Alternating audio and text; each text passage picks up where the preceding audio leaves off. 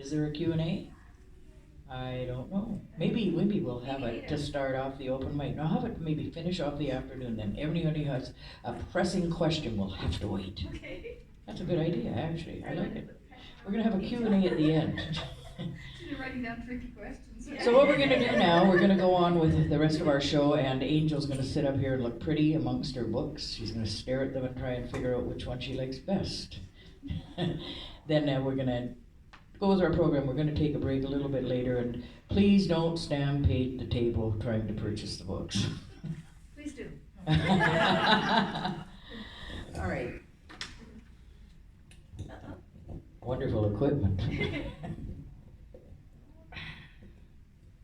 There, much better, I think. Next up is the Jewel of New Westminster.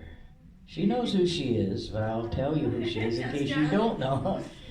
Janet Kvammen is a published poet and a visual artist. She switches hats quite frequently as both the vice president of Royal City Literary Arts Society and New West Artists. She's a coordinator of local reading events and art exhibits, and she has won awards for her poetry and photography. Deservedly so. She makes some great poems, and actually her photography is quite wonderful. And then she superimposes it and layers it. It's just quite fabulous indeed. And she has a real treat for us today. She's going to read a special poem. And and then the show's going to go on, so nobody run away. We've actually put an electronic tripwire at the door, so you'll be in trouble if you try to. Please, nobody get hurt. Exactly, I like that. Okay, come on up, Janet. Thank you.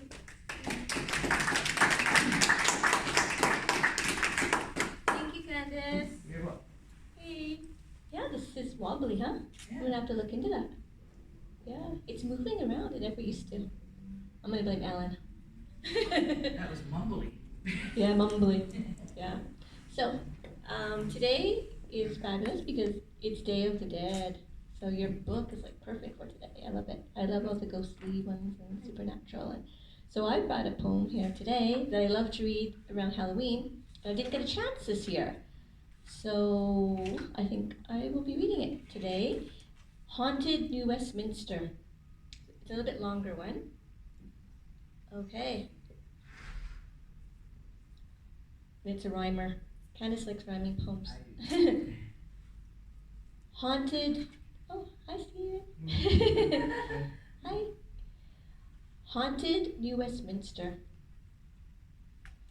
Oh, perhaps you have been told the spine-chilling tales, or have even heard the ghostly wails of those who wander and walk in the night amongst darkened streets away from the light.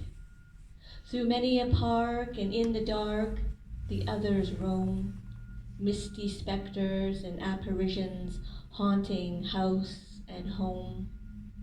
The spirit world lingers within the heritage building walls, the downtown core a hub of activity as night falls. Brick survivors of the Great Fire of 1898, the only remaining remnants of the past. A few hotel guests of the Met have been left quite aghast to view an elegantly attired couple enshrouded in a glowing light. A man and a woman draped all in white roam the corridors at night, frequently seen as they chat by the elevator or walk on the 4th floor. Longtime resident George inhabits the building where he died, floating down halls, passing through walls without the need of a door.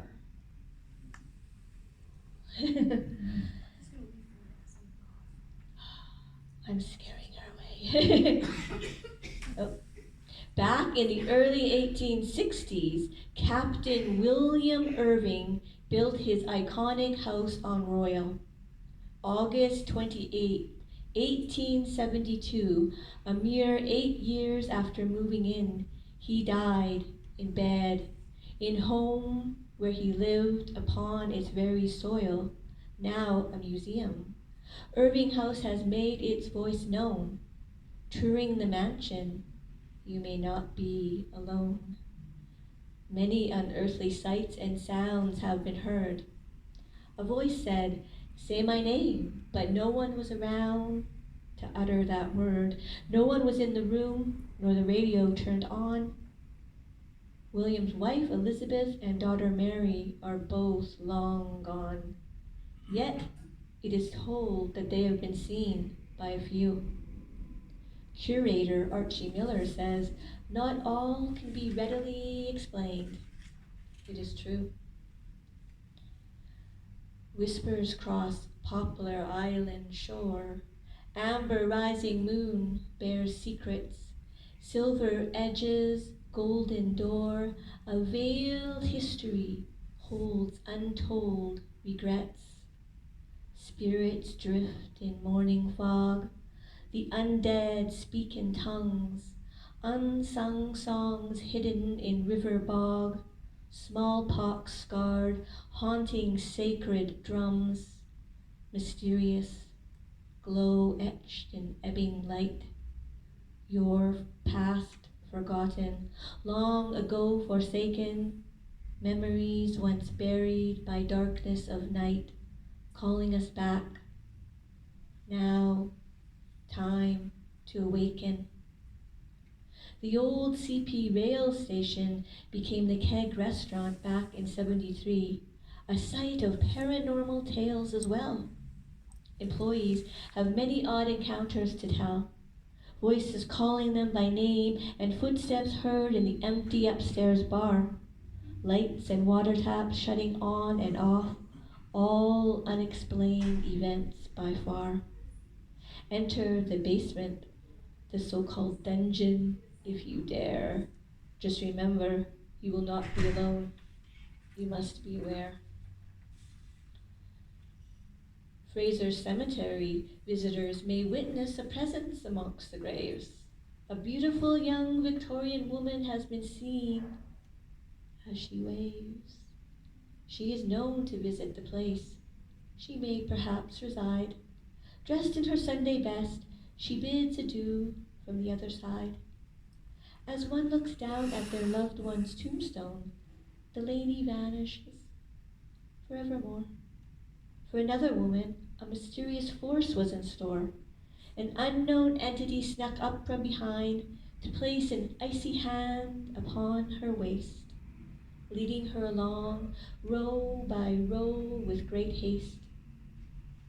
One stopped, she looked down to see laid at her feet the grave that she had been looking for. Quite in shock, she turned around, standing in solitude, chilled to the core. These are but a few of the tales of haunted New Westminster. In the night, in the dark, the uninvited wait, patient once more.